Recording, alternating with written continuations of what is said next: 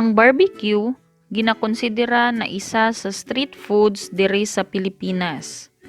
Kini usab makita as sudan kung naay mga okasyon. Aside sa karning baboy, pwede usab kita mogamit og isda, manok o gulay. Pork belly ang kasagarang ginagamit sa barbecue para mas juicy kini.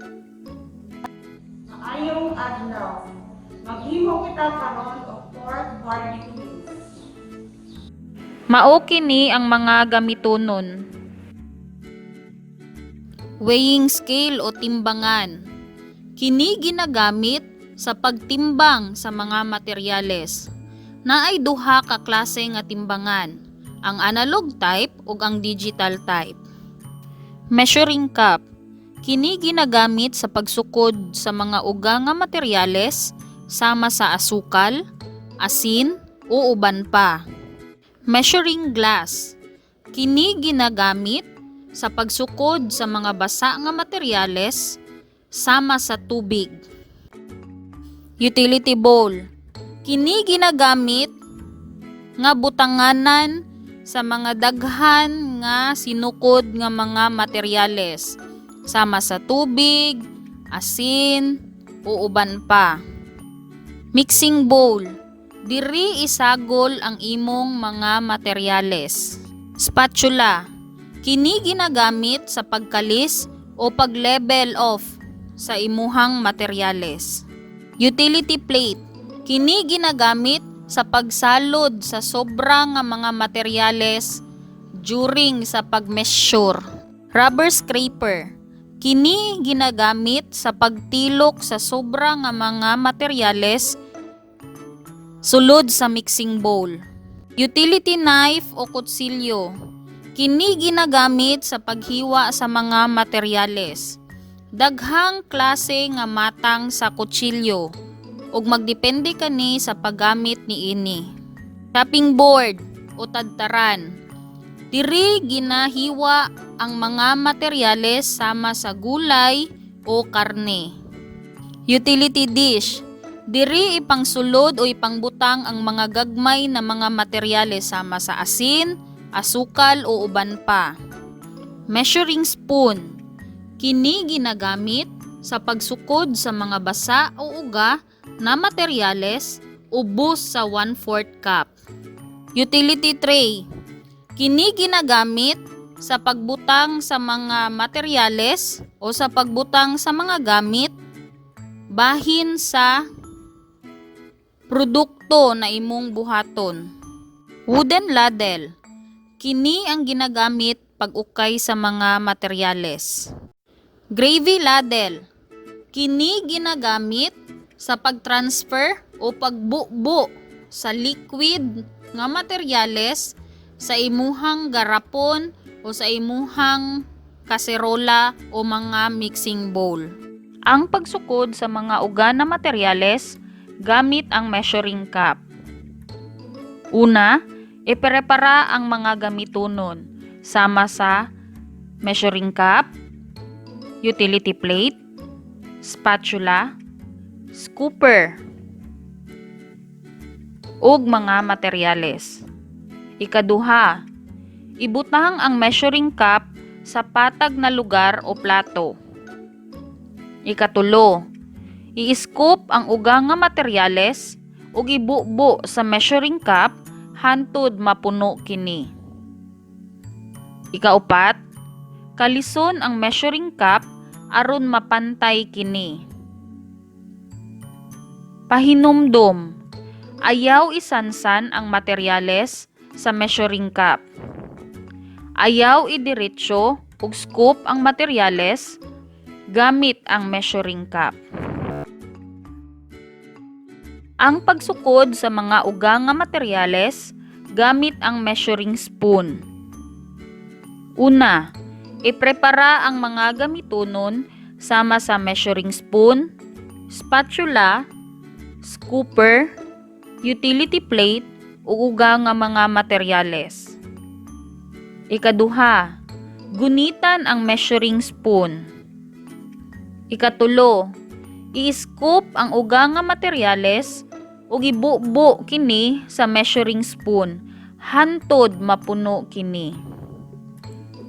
Ikaupat, kalison ang measuring spoon aron mapantay kini. Pahinumdum, ayaw isansan ang materyales sa measuring spoon. Ug ayaw i-scoop diretso ang materyales gamit ang measuring spoon. Ang pagsukod sa mga basa nga materyales gamit ang measuring glass. Una, iprepara ang mga gamitonon sama sa measuring glass, plato, ug basa nga materyales nga gamitonon. Ikaduha, ibutang ang measuring glass sa patag na lugar o plato. Ikatulo, ibubo ang tubig o basa nga materyales sa measuring glass. Ikaupat, kinahanglan ang imong tan-awon na sumbanan kay ang level sa tubig na ginatawag og low meniscus. Kini makita kung nakabend ang imong mga tuhod ug eye level lamang ang imong tan-awon sa measuring glass. Pahinumdom, ayaw guniti, isaka, ug uyugon ang measuring glass samtang ginabubuan kini. Ang pagkalibrate sa timbangan. Una, iprepara ang mga gamitonon sama sa timbangan ug mga materyales o butang nga gamitonon. Ikaduha, ibutang ang timbangan sa patag na lugar. Ikatulo, i-adjust ang pointer gamit ang adjustment screw sa zero. Ikaupat, ibutang ang materyales o butang sa timbangan. Ikalima, tan-awon ug milihok ba ang pointer sa timbangan. Ikaunom, kuhaon ang materyales o butang sa timbangan. Ikapito, obserbahan kung ang pointer mibalik ba sa zero. Ikawalo, ug kung mibalik kini, calibrated ang imuhang timbang. Mao kini ang sagol. Usa ka tasa nga asukal nga puti, usa ka tasa nga suka, usa ka tasa nga toyo, 3/4 tasa nga ketchup, isa ka kutsara nga ahos, isa ka kutsara na black pepper, isa ka kutsarita na betsin, isa ka kilong karne, ug isa ka kutsarita nga chili powder. Mao kini ang mga proseso. Una, iandam ang mga gikinahanglan na mga sagol. Ikaduha, hugasan ang isa ka kilong karne ug patuloon kini.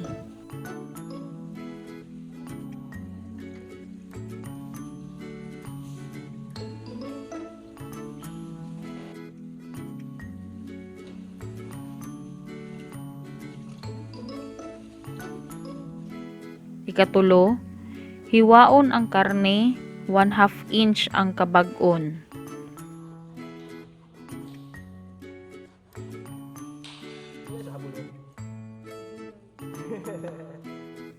Ikaupat, isuksok o ituhog ang mga nahiwa na mga karne sa barbecue stick o tirungan.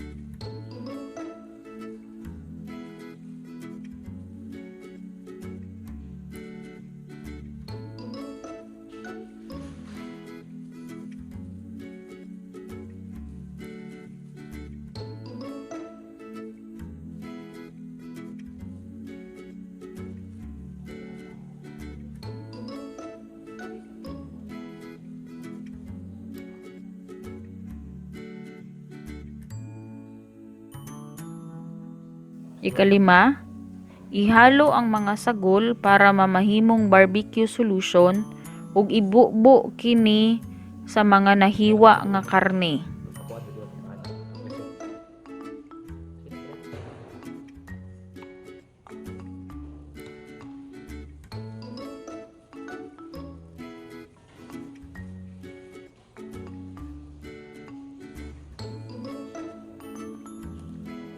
Dapita ba sa utap? Siguro na. Pagkasatin mo dito dapita. Pagkakasi mong bowl. Sud magpadol pag gamay. Di gamay lang.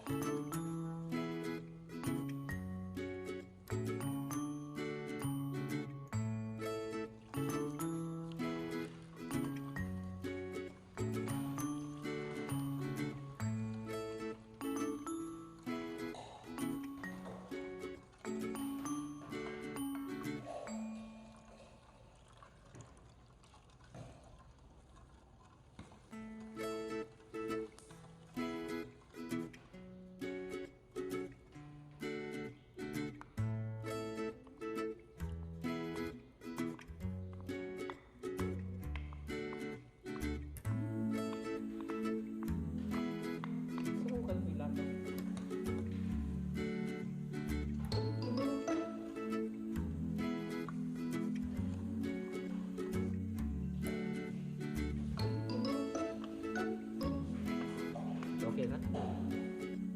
Kasi itong direct. Okay na ni ma'am. Sige, go.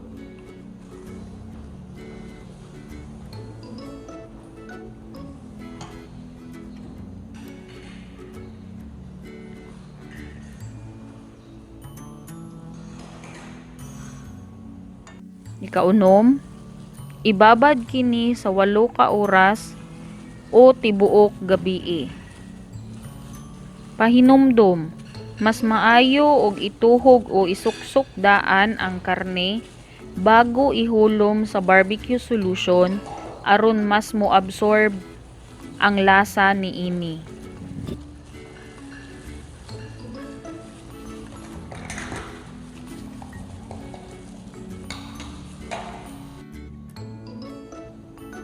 Right on.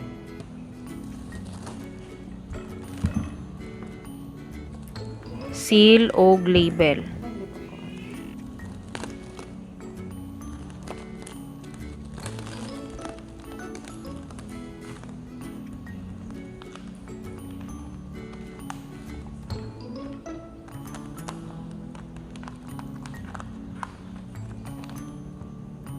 Right.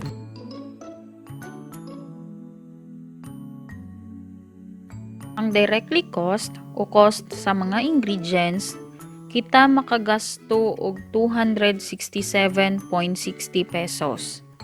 Ang indirectly cost nga mao ang transportation, water o electric bill ug labor o 10% sa imong directly cost kini mokabat sa 26.76 pesos.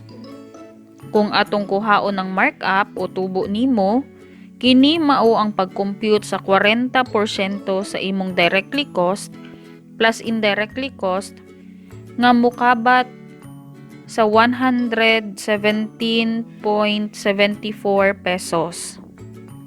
Ang directly cost dungagan sa imong tubo kini mo kantidad sa 412.10 pesos.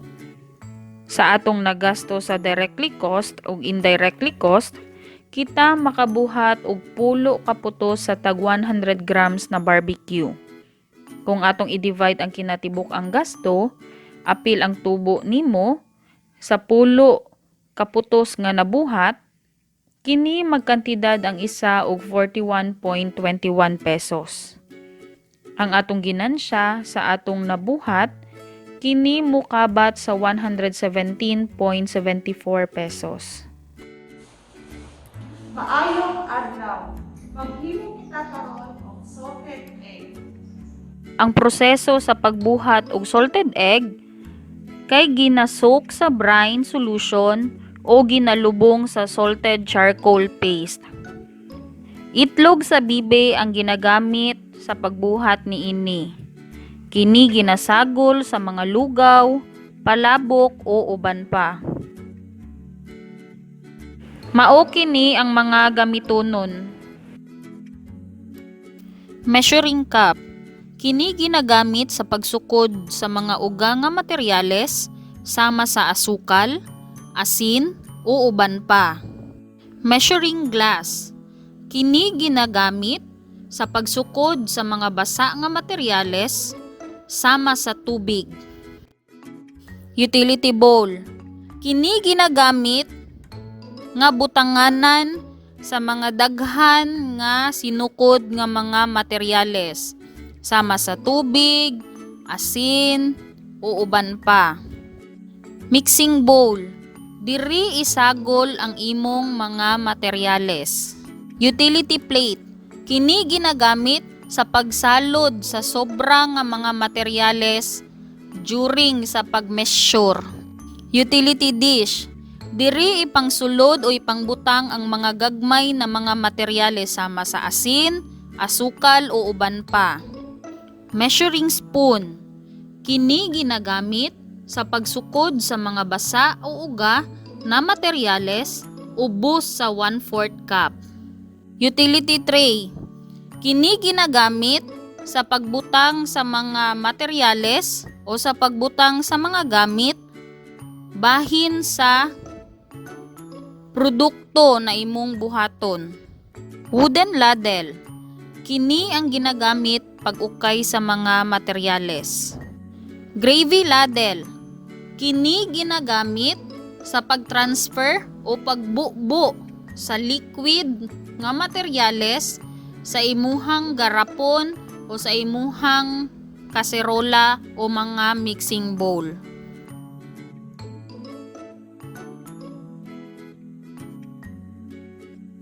Mao kini ang mga sagol.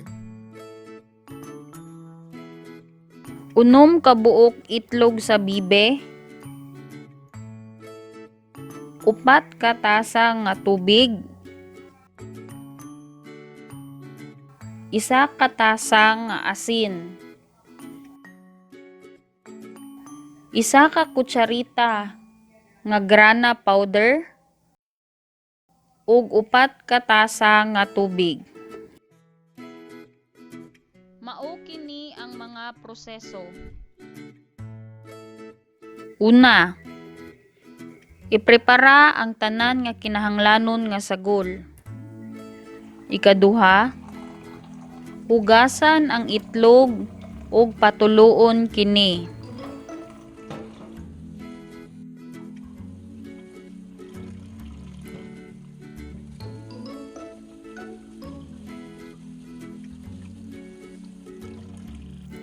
Ikatulo, maghimo og brine solution gamit ang tubig ug asin.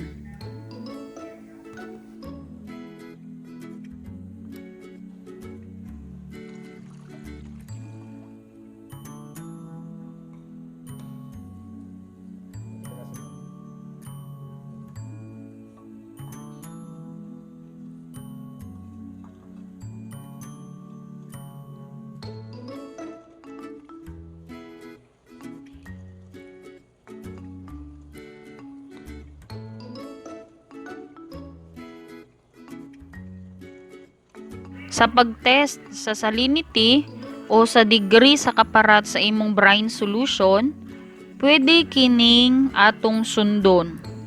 Una, tilawan ang brine solution. Ug kung ang lasa niini pareha na sa lasa sa dagat, tama ang concentration niini. Ikaduha, ang egg testing.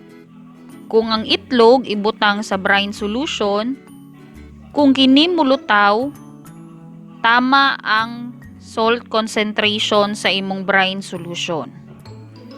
Ikatulo, pwede nato kini gamitan og instrument sama sa hydrometer o salinometer.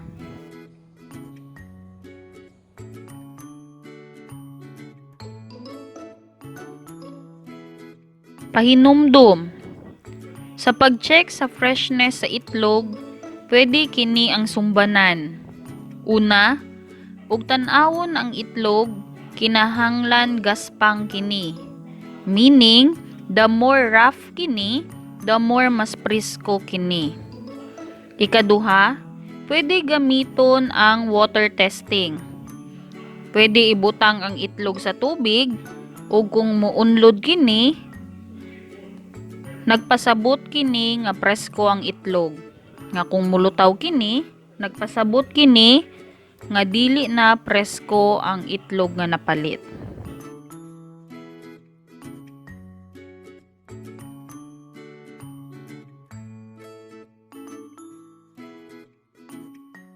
Ikaupat, ibutang ang limpyo nga itlog sa kanister o container ug ibutang ang brine solution. Ug ipakilid kini o i-soak kini sa usa hangtod duha ka semana.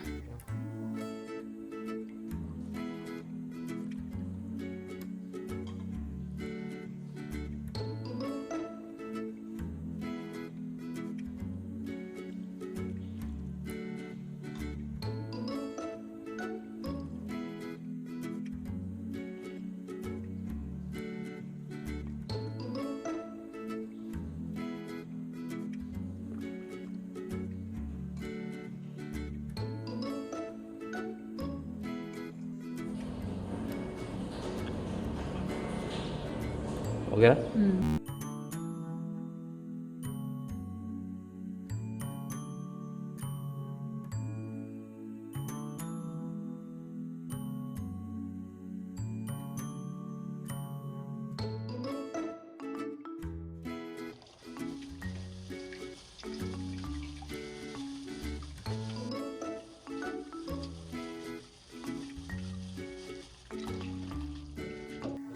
Kung i-harvest na kini, pwede na kining lutuon gamit ang tubig ug ang pangkolor niini nga grana powder. Ihalo ang grana powder sa tubig ug ibutang ang itlog niini, lutuon kini sa moderate fire hantod sa mahimong hard-boiled egg kini o 5 minutes ang luto niini.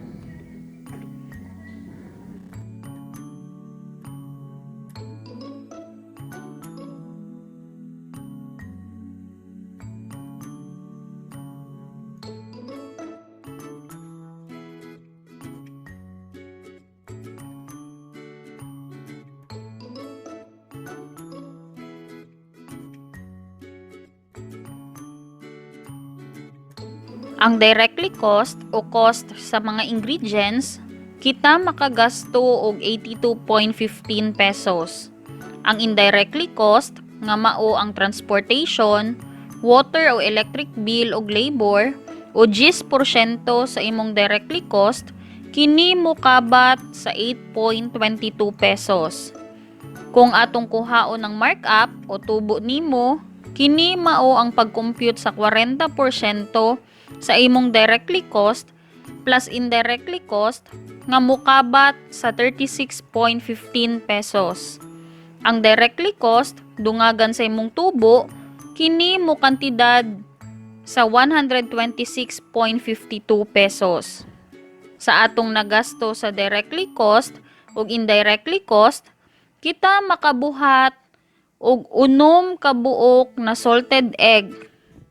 Kung atong i-divide ang kinatibuk ang gasto, apil ang tubo sa 6 kabuok nga nabuhat, magkantidad ang isa kabuok og 21.08 pesos. Ang atong ginansya sa atong 6 kabuok nga nabuhat, kini mokabat sa 36.15 pesos. Naay mga pangutana o komento bahin sa atong naisgutan karong adlaw, pwede kamo mo kontak sa numerong 0939-9242-092 o pwede mo chat sa official FB page sa TESDA XI RTC Corfield Davao o diri mismo sa 89.9 DXGN Spirit FM Davao. Alang sa mga gusto og interesado nga moapil sa atong phase 2 niining Techbook School on Air na mao ang face-to-face demonstration og institutional assessment, ayaw kalimot sa pag-fill out sa learner's profile form na ma-download sa www.bit.ly/techbookschoolonair o i-email pagbalik sa rtc.davao.city@tesda.gov.ph. Mag-uban kita, balik sunod simana, ug dungan natong tun-an ang food processing kay sa TESDA abot lahat.